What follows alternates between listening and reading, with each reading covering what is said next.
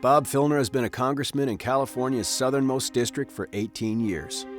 He was, until January 2011, chairman of the House Committee on Veterans Affairs. For casualties received during the war. His opponent in this last election is a veteran, Gunnery Sergeant Nick Popaditch. Popaditch served with distinction for over 16 years in the Marines.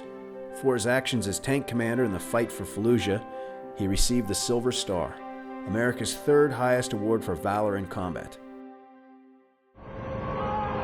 On the day following that action, he was gravely injured in another firefight and was subsequently medically retired from the Marines.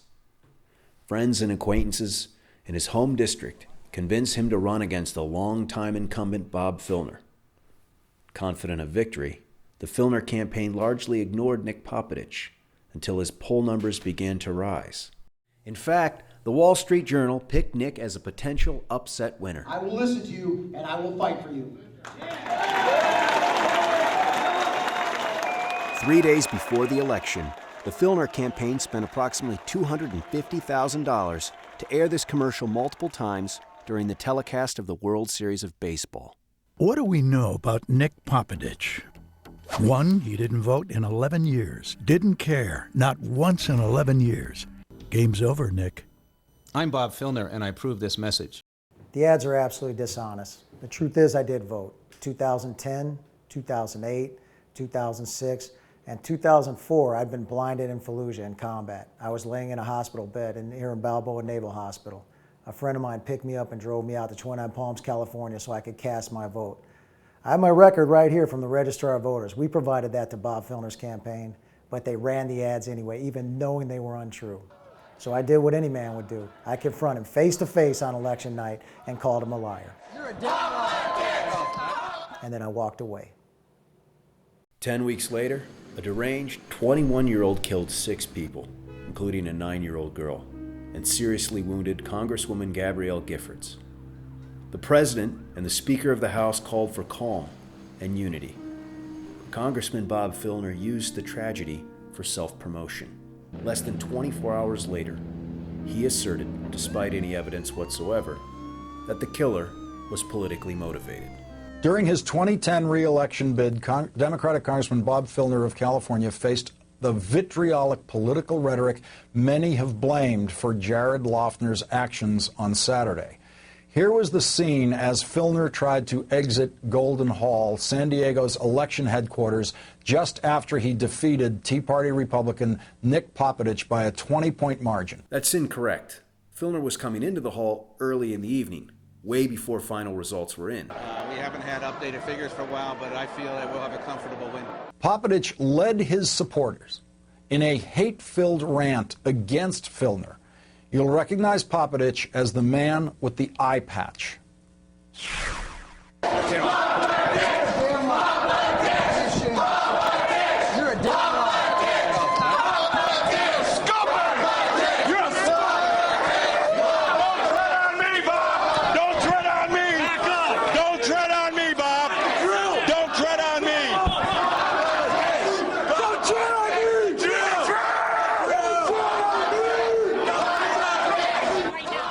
According to the Southwestern College Sun, one Popaditch supporter spat at Filner and another punched a member of Filner's camp in the face. The Southwestern College Sun?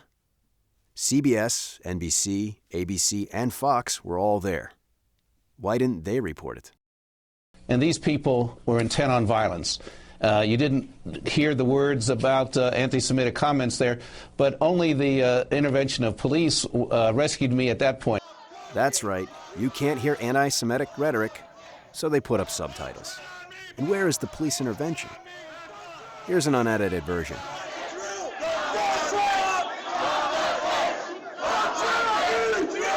Loud, raucous, rude.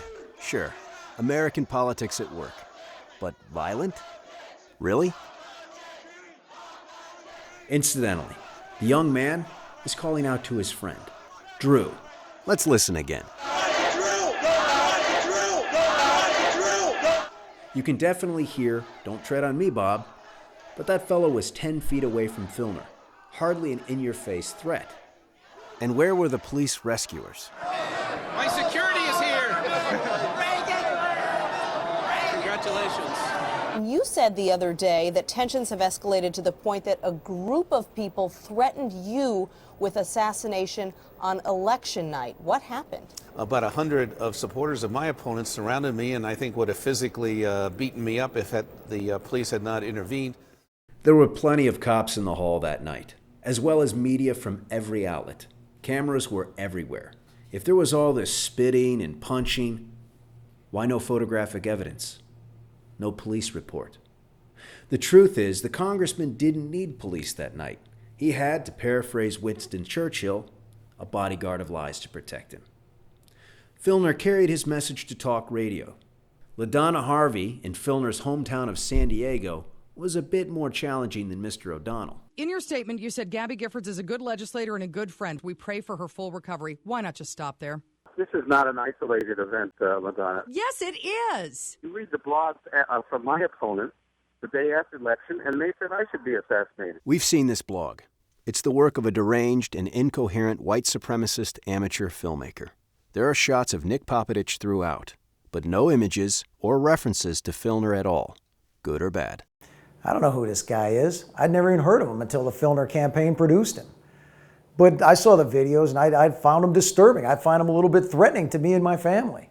Among other people, he's a dangerous individual. So I hired a private investigator to see if I could find out who he was, to no avail. Why would I tolerate a white supremacist?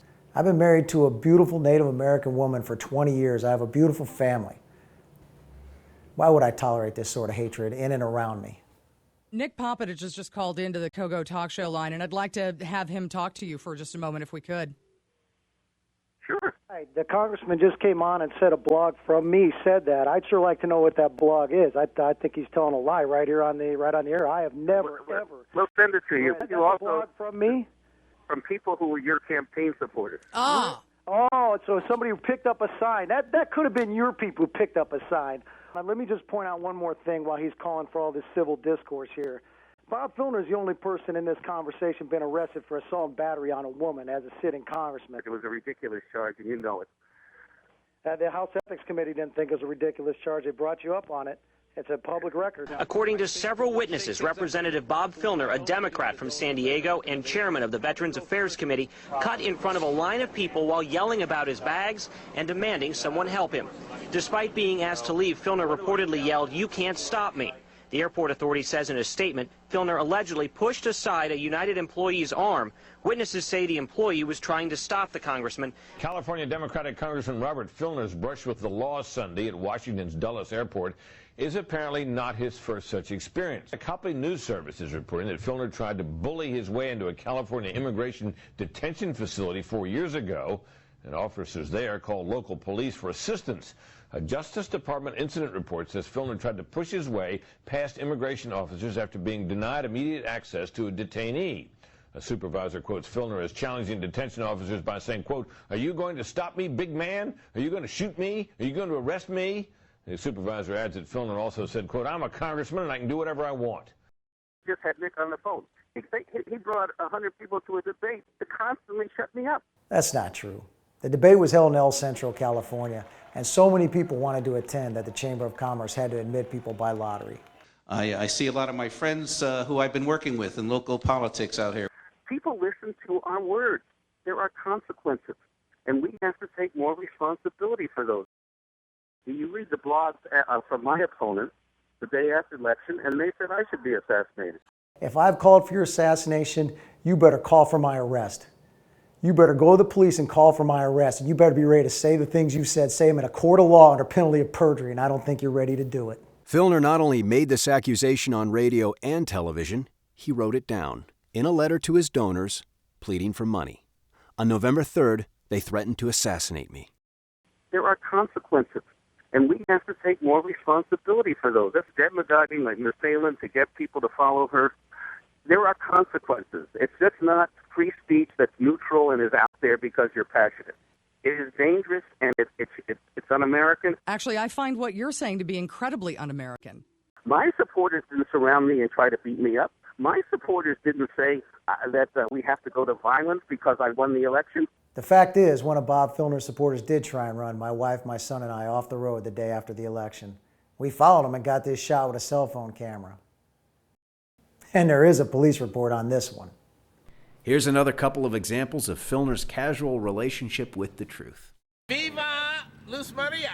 He was helping this woman, Luz Maria Villanueva. It was on her lawn the day the sheriff's department was coming to evict her that in front of all those cameras, something miraculous happened. The bank called, and the congressman made this announcement. They backed down. Their corporate people said, we don't want that kind of publicity. But the sheriff's department and foreclosing bank told us they were never coming that day, and the congressman knew it, that this was all a stunt, and a good one. Congressman, we want to ask you about Ms. Villanueva. Can you just come talk to us for 1 second? We've been trying to set something up with your office for a week.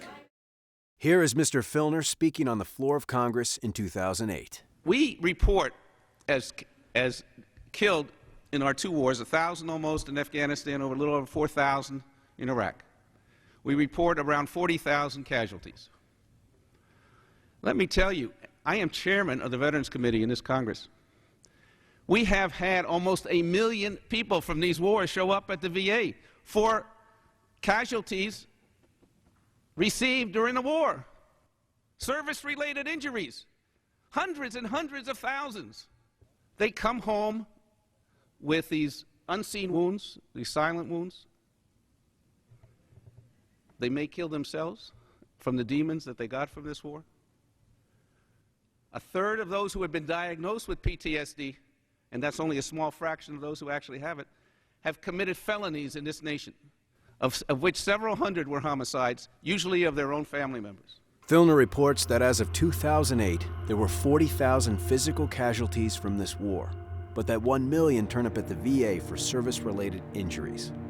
That would mean that 960,000 with silent, unseen wounds. Then he asserts that a third of these, that's 320,000 veterans, committed felonies. That's 5 times greater than the most pessimistic number we could find. Several hundred were homicides, usually of their own family members. The truth is, a civilian American male 18 to 24 years old is statistically 3 times more likely to commit murder than an American veteran. We bring them home and we say, okay, you're on your own. And then what do we have? Suicides, homicides. We know PTSD is a serious problem.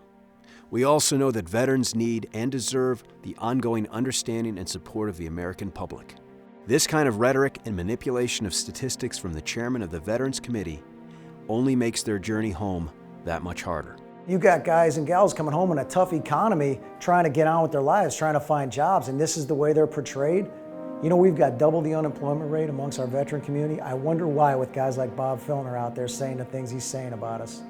This one really got to me, to my very core.